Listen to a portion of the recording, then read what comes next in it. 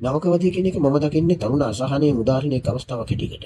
ඔය කියන තරුණ අසහන විවිධ හේතුන් නිසා ඇත්තටම ඇති වෙන්න පුළුවන්. තුන්වන ලෝකයේ වැඩිපුරම තරුණ අසහනය ඇති වෙන්නේ පන්ති පරතරය නිසා. ශ්‍රී ලංකාවේ පන්ති පරතරය එතෙක් මෙතෙක් දේශපාලනය කර දේශපාලකයන් විසින් ඇති කරලා තියෙන දෙයක්. ධනවාදී පාලන ක්‍රමය, උස්බහත් ભેදය, ජාතිවාදය, කුලමල ભેදය, දරිද්‍රතාවයෙන් වැඩි පුද්ගලයන් බිහි කිරීම ආදිය එම පාලකයන්ට පාලනය ගෙන යාමට ඉතාමත්ම උදව් වන දෙයක්. ඒ වගේම ධනේශ්වර පාලන ක්‍රමයේ එක් ලක්ෂණයක් තමයි පන්ති පරතරය වැඩි කරලා, පන්ති ભેදය වැඩි කරලා තමන්ගේ පැවැත්ම සඳහා ඒ දිලිඳු පුද්ගලයන්ගේ සහයෝගය ලබා ගැනීම. උස් පහත් ભેදයකින් පන්ති ભેදයකින් තොරව මිනිසා කියන සමාජීය සංගඨකය පොදු කුලකයක් ලෙස බැලුවොත් ඒ හැම කෙනාගේම සිතුම් පැතුම් සමානයි. ආශාවන් සමානයි. අවශ්‍යතාවයන් සමානයි. හැම කෙනාටම ජීවත් වෙන්න අවශ්‍යයි. නිවාස අවශ්‍යයි. දුම් පැළඳුම් අවශ්‍යයි. යාන වාහන අවශ්‍යයි. වෛද්‍ය පහසුකම් අවශ්‍යයි. අධ්‍යාපනය අවශ්‍යයි. මේ කිනුකි සීලමු දේවල් ධනවත් පිරිසටත් සහ නිර්ධන පන්තියටත් මේ දෙකම එක විදිහට අවශ්‍යයි. නමුත් සම්පත් ගලා යාමේ විෂමතාවයන් පවතින සමාජයක නිර්ධන පන්තියට මෙම සම්පත් ලබා ගැනීමේ හැකියාව අවම වෙනවා. ඒ වගේම හැකියාවක් තියෙන පුද්ගලයන් මේ සම්පත් ලබා ගැනීමේ හැකියාව උපරිම වෙනවා. සමාජ මාධ්‍ය තුලින් එක් යුවතියක් මගෙන් ප්‍රශ්නයක් අහලා තිබුණා. අවක වදේ කියලා කරන ලිංගික හිංසනයට කොහොමද මේ සමාජ විෂමතාවය වළක්වන්නේ කියලා. හොඳයි අපි ඒ ගැන පොඩ්ඩක් හිතලා බලමුකෝ. සාමාන්‍යයෙන් බලුවොත් කොළඹ තරුණකගේ ජීවන රටාව සහ ඈත දුෂ්කර දුර බැහැර ගමක තරුණකගේ ජීවන රටාව අතර කොච්චර වෙනසක් තියෙනවද? කොළඹ තරුණයාට කැමති දෙයක් කන්න පුළුවන්, කැමති දෙයක් බොන්න පුළුවන්, කැමති ඇඳුමක් අඳින්න පුළුවන්, කැමති ගමනක් බිමනක් යන්න පුළුවන්, කැමති රැකියාවක නියුතු වෙන්න පුළුවන්, කැමති තරුණියක් එක්ක යාළු වෙන්න පුළුවන්, ආදරය කරන්න පුළුවන්. තමන්ගේ අවශ්‍යතාවයන් ඉටු කරගන්න ඕන විදිහකට මුදල් සොයා ගැනීමේ හැකියාව කොළඹ නගරයේ අවට සහ නගරබද සමාජයේ පවතිනවා. මුත් ගමක තරුණයෙක් අපි අරන් බැලුවොත් හරි හමන් රස්සාවක් නැහැ. හරියට අඳින්න ඇඳුමක් නැහැ. බොන්න පිරිසිදු වතුර ටිකක් නැහැ. ඉන්න ගෙයක් නැහැ. විදුලි බලය නැහැ. යන්න එන්න වාහනයක් නැහැ. පාරවල් අබලන් වෙලා. තාරුණ්‍ය තමන්ගෙන් ගිලිහිලා ගිහිල්ලා. ලස්සන ගෑනු ළමයි නැහැ. ලස්සන පිරිමි ළමයි නැහැ. උන්ට ආදරය කියන එක නිකන් හීනයක් විතරයි.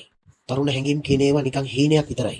ඒවා උපන් ගෙයිම මිය යනවා. සමහර වෙලාවට අම්මා තාත්තා වකුගඩු රෝගීන්, සහෝදර සහෝදරීන් වකුගඩු රෝගීන්, එහෙම නැත්නම් තරුණ රෝගාබාධ වලටපත් වෙලා පිළිකා රෝගීන් සිටිනවා. ඔවුන් සුවපත් කර ගැනීමට කිසි කෙනෙකුගේ අවධානය යොමු වෙන්නේ නැහැ. කිසි කෙනෙකුගේ ආධාරයක් නැහැ. Tamanට මුදල් නැහැ. ජීවන බර අහස උසට නැගලා අධ්‍යාපනය ලබා ගන්න ක්‍රමයක් නැහැ. දරිද්‍රතාවයෙන් මිරිකිලා ආරුණ්‍ය ඔවුන්ගෙන් ගිලිහිලා ගිහිලා ආදරයක් නැහැ, කරුණාවක් නැහැ, ලස්සනක් ලබන්න නැහැ, ජීවිතයට කිසිම වින්දනයක් නැහැ. නමුත් ආදානක් උපයන සමාජ පරිසරයක තරුණ තරුණියන්ගේ ජීවිතය මීට වඩා ගොඩක් වෙනස්. තමන්ට කැමති විදිහට ජීවත් වෙනවා, තමන්ට කැමති ගමනක් බීමක් යනවා, තමන්ට කැමති කැමක් බීමක් ඇඳුමක් පිළිදමක් ගන්නවා, තමන්ට කැමති නිවාසයක වාසය කරනවා, තමන්ට කැමති යාන වාහන ගන්න පුළුවන්, තමන්ට කැමති ගෑනු ළමයෙක් එක්ක, තමන්ට කැමති පිරිමි ළමයෙක් එක්ක යාළු වෙන්න පුළුවන්, ආදරය කරන්න පුළුවන්, ඒ වින්දනය ලබන්න පුළුවන්. ඒ වගේ දේවල් මේ සමාජයේ තියෙනවා. මේ බලමු ගමක දරිද්‍රතාවයෙන් පිරුණු කොල්ලෙකුට කවදාවත් පුළුවන් කොළඹ ලස්සන ගෑනු ළමයෙක් එක්ක යාළු වෙන්න. ඒ ගෑනු ළමයාට ආදරය කරන්න.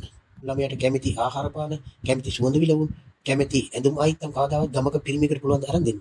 එහෙම නැත්නම් ලස්සන සුන්දර තැනකට ගිහිල්ලා වාඩිලා තේ එකක් බිබී ලස්සන ගෑනු ළමයෙකුගේ ආදරය ලබන්න ගමක තරුණයෙකුට පුළුවන්ද? කවදාවත් බෑ.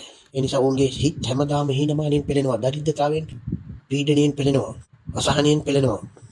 ඊට පස්සේ මේ තරුණ තරුණයන්ගේ පීඩනය පිට කිරීමේ හොඳම ස්ථානය බවට විශ්වවිද්‍යාලයපත් වෙනවා. ඊට පස්සේ මේ ළමයින් ජීවිත කාලය පුරාම දරාගෙන හිර කරගෙන හිටපු පීඩිත ජීවිතය වතුර යට හංගගෙන හිටපු රබර් බෝලයක් වගේ එකපාර උඩට මතුවෙනවා. ඒක එළියට මතුවෙන්නේ වෛරයේ විදිහට, රෝධයේ විදිහට, පරිගැනීමේ විදිහට, ලිංගික හිංසනයේ විදිහට, මේ ආකාරي විවිධ ක්‍රියාවන් විදිහට මොවුන්ගේ තිබුණ මේ අසහනය මතුවෙනවා. තරුණ ජීවිතේ බොහෝ දුරක් ගෙවිලා ඇවිල්ලා ලබන්න බැරි උන සතුට, සහනය, වින්දනය මොවුන් විකෘති ආශාවන් මගින්, විකෘති ක්‍රම මගින් ඊට පස්සේ විඳින්න පටන් ගන්නවා. මේ තත්ත්වයේ දූෂිත පාලකයන් සහ නීතික ක්‍රම මගින් මුදල් හොයන පන්තිය මේ ගැන හොඳට දන්නවා. ඒක නිසා තමයි රජයක සහ මේ විරෝධී වැඩ කරන පන්තියේ ප්‍රධාන ඉලක්කය බවට විශ්වවිද්‍යාල සිසුන් හසු වෙලා තියෙන්නේ. තරුණ ක්‍රියාකාරම් වලට, සමාජීය මේ වශයෙන් පවත්වන උද්ඝෝෂණ වලට, ආණ්ඩුවට ධනවාදීන්ට එරෙහිව කෑ ගහන දේවල් වලට, පාරිකීන්ට එරෙහිව කෑ ගහන දේවල් වලට, පොලිසියට සිදු කරන පහර දීම් වලට සහ විවිධාකාර නීති විරෝධී වැඩවලට මෙම විශ්වවිද්‍යාල සිසු යොමු කරවා ගන්න පහසු වෙලා තියෙන්නේ මෙන්න මේ දේ නිසා. මේ தත්ත්වය කපටි මිනිස්සු හොඳින් අවබෝධ කරගෙන තියෙන්නේ. ඒක ළමයි දන්නේ නැහැ Taman තව කෙනෙක්ගේ ගොදුරක් බවට පත් වෙනවා කියලා. ඇත්තටම යහපත් රජයක් විසින් කළ යුත්තේ මේ தත්ත්වය ඉතාමත් හොඳින් අවබෝධ කරගෙන එම මූලයට ප්‍රතිකාර කිරීම තමයි. ඔබ දන්නවද විශ්වවිද්‍යාල නවකවදේදී නැත්නම් තරුණ තනිය නවකවදේ දීමට මෙතරම් කැමැත්තක්, මෙතරම් ලොල්වීමක්, මෙතරම් ඇබ්බැහිමක් තියෙන වගේම නවකවදේ ලැබීමට කැමැති තරුණ ළමයි සහ තරුණ ගැහැණු ළමයින් සිටින බව ඔබ අහලා තියෙනවද? ඒක තමයි විශ්වවිද්‍යාලයේ ඇතුලේ තියෙන එක්තරා සත්‍යයක්. මේක අපි මනෝවිද්‍යානුකූලව බැලුවම වාචික තමන්ට ලබා ගන්න බැරුණ ආදරය, කරුණාව, දයාව සහ ලිංගික අත්දැකීම් විෂමාකාර රූප වලින් එළියට එනවා. ඔබ නොදන්නවා ඇති විශ්වවිද්‍යාලය තුළ සිය කැමැත්තෙන් නවකවදේ ලබා ගන්න ගැහැණු දරුවන් ඉන්නවා. ඔවුන් ඒ තුළින් තමන්ගේ තරුණ වයසේදී තමන්ගේ ගමේදී ලබා ගැනීමට බැරි වුණු තරුණ සතුට තරුණ සුවය නවකවාදයේ තුළින් ලබා ගන්නවා කියලා කිව්වොත් ඔබ ඒක විශ්වාස කරනවා. මනෝවිද්‍යානුකූල ඇසකින් සමාජ විද්‍යාත්මක ඇසකින් ප්‍රතිකාර කරන්න ඕන මූල බීජය හොයලා ඒ මූල බීජයට අහලා නැද්ද විශ්වවිද්‍යාල සිසුන් කියන නවකවාදය නැත්නම් ඒ ජීවිතේ කිසිම ආතල් එකක් නැහැ කියලා. ඒ කතාව ඇතුලේ කොහොමද? ඒකේ තේරෙනව නේද නවකවාදයට කැමති මිනිස්සුත් ඉන්නවා කියලා.